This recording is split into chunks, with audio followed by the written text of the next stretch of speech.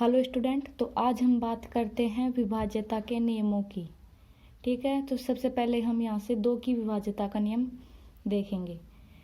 ये परिभाषात्मक तौर पर हम देख सकते हैं, यदि किसी संख्या का इकाई अंक, कोई भी संख्या जिसकी हमें विभाज्यता जांच करनी है, उसका इकाई अंक 0, 2, 4, 6, 8 होता है तो वह संख्या 2 से विभाजित होती है।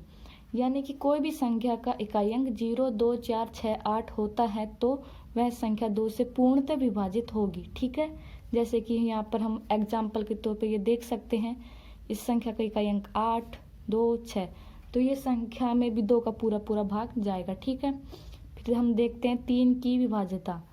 यदि दी गई संख्या के अंकों के योग में 3 का पूरा पूरा भाग जाता है, कोई भी संख्या जो हमें दी गई है उसके अंकों का योग हम देखेंगे, उस अंकों के योग में 3 का पूरा पूरा भाग जाता है तो उस संख्या में भी 3 का पूरा पूरा भाग जाएगा।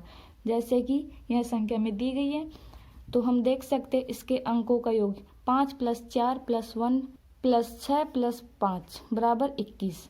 तो 21 3 से पूर्णतः विभाजित होती है, यानी कि इस संख्या में भी 3 का पूरा पूरा भाग जाएगा। ठीक है, फिर हम देखते हैं 4 की विभाज्यता का नियम। ठीक है, यदि दी गई संख्या के अंतिम 2 अंकों यानी कि इकाई व दहाई, अंतिम 2 अंक यानी कि लास्ट के 2 अंक हैं इकाई और दहाई से बनी संख्या में 4 का पूरा पूरा भाग जाता है तो वह संख्या भी 4 से विभाजित होती है। जैसे कि हमें यह संख्या दी गई है, इसके अंतिम 2 अंक यानी कि 44 4 से पूर्णतः विभाजित होता है तो इस संख्या में भी 4 का पूरा पूरा भाग जाएगा। ऐसे ही ये और एग्जाम्पल है और भी हम कई एग्जाम्पल यहाँ पे देख सकते हैं। ठीक है, फिर आती है 5 से विभाज्यता। यदि दी गई संख्या का इकाई अंक, कोई भी संख्या जो हमें दी गई है उसका इकाई अंक 0 या 5 हो तो वह संख्या 5 से विभाजित होती है। कोई भी संख्या जो हमें दी गई है उसका इकाई अंक 0 या 5 होता है तो उस संख्या में भी 5 का पूरा पूरा भाग जाता है। अब हम देखते हैं 6 से विभाज्यता। यदि दी गई संख्या 2 व 3 से विभाजित होती है तो वह संख्या 6 से भी विभाजित होगी।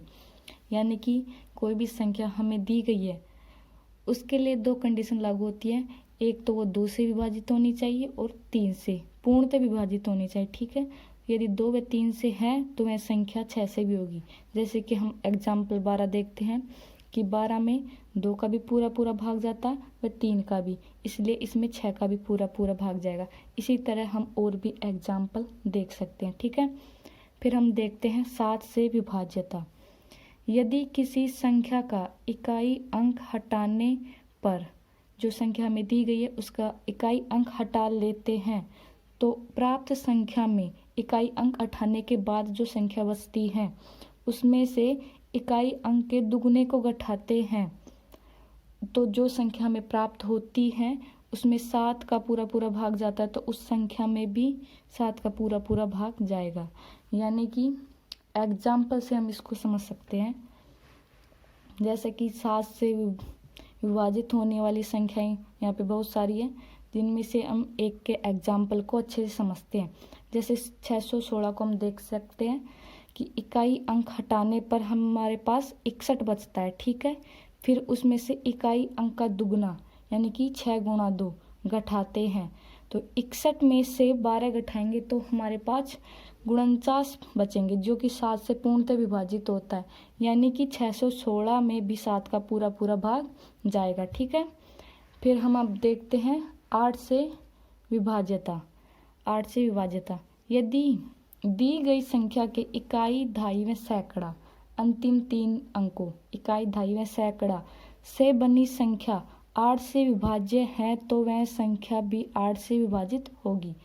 यानी कि हमारे पास कोई भी संख्या दी गई हो उसके इकाई, दहाई व सैकड़ा, ठीक है, इन 3 अंकों से बनी संख्या में 8 का पूरा पूरा भाग जाता है। जैसे कि 816 में 8 का पूरा पूरा भाग जाता है तो उस संख्या में भी 8 का पूरा पूरा भाग जाएगा। इसी प्रकार यहाँ पर भी हम देख सकते हैं, यहाँ पर 3 अंकों से बनी संख्या 168 है, जो कि 8 से पूर्णतः विभाजित होती है, यानी कि यह पूरी संख्या भी 8 से पूर्णतः विभाजित होगी। ठीक है, फिर हम देखते हैं 9 से विभाज्यता। यदि दी गई संख्या के अंकों के योग में 9 का पूरा पूरा भाग जाता है तो वह संख्या भी 9 से विभाजित होगी। यानी कि कोई भी संख्या हमें दी गई हो, उसमें 9 का, उसके अंकों के योग में 9 का पूरा पूरा भाग जाता है तो उस संख्या में भी 9 का पूरा पूरा भाग जाएगा।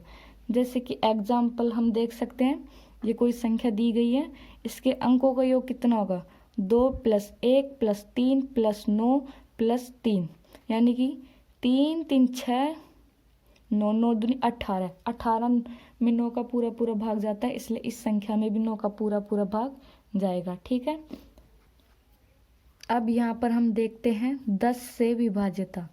यदि दी गई संख्या का इकाई अंक 0 हो तो वह संख्या 10 से पूर्णतः विभाजित होती है।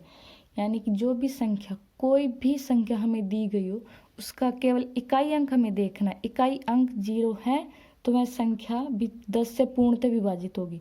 फिर कोई भी संख्या हम ले सकते हैं, यदि उसका अंक इकाई अंक 0 है तो वह संख्या में 10 का पूरा पूरा भाग जाएगा। ठीक है, तो ये हुए हमारे विभाज्यता के नियम।